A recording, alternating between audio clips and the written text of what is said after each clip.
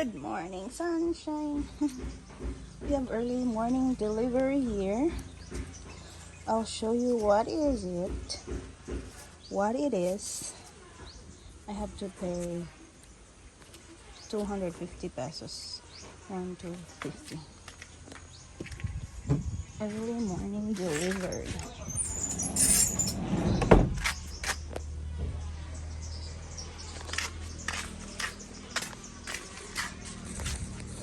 Well, as Andre. Oh, Andre,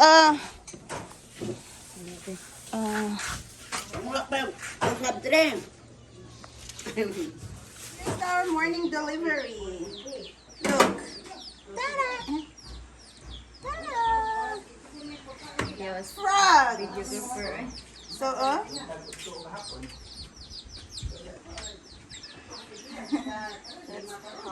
so our neighbor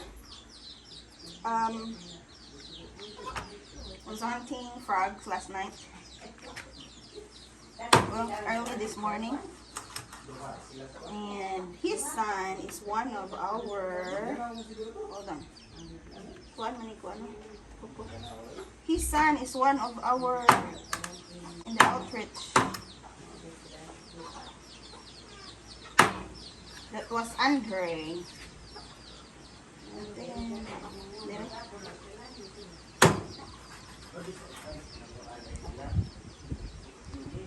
this is 250 pesos for one frog. Oh, for one frog, for 1 kilo.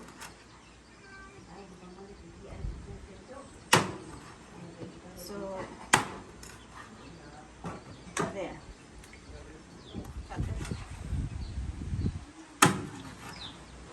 They already cleaned it. So now we are chopping it up.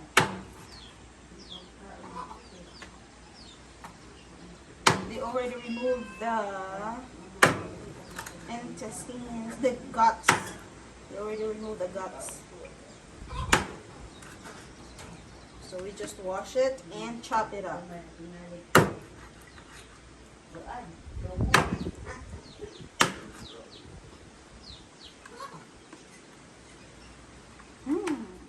Have you tried eating frogs, guys? It tastes so good. But there was a restaurant there in Uniontown. They were selling frog meat. I tried, but I don't know. I don't really like it. Maybe it's a different frog. Nothing to write home about. Maybe it depends upon how they cook it. Hala. Chop naman.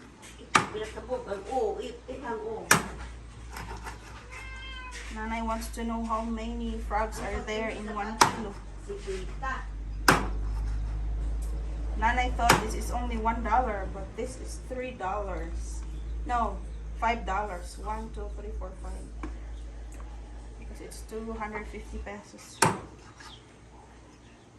$5 for 1 kilo.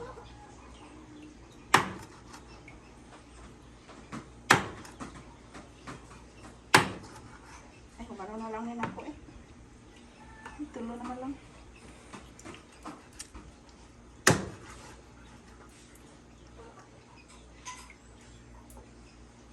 Sa kanina magkuha.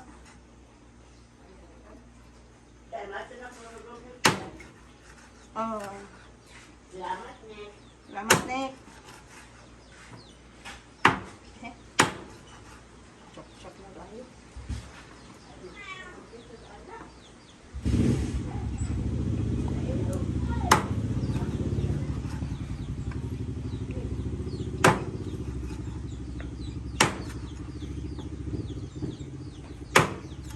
Kulay asul.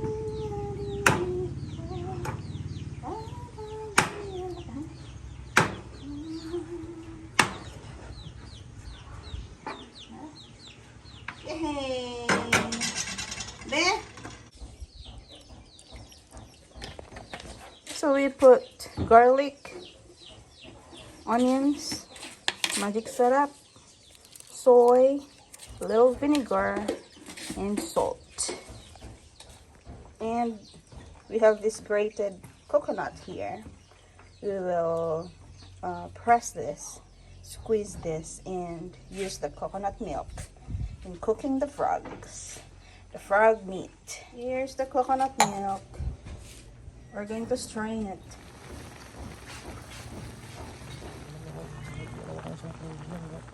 We already put the coconut milk. See, it's cooking now.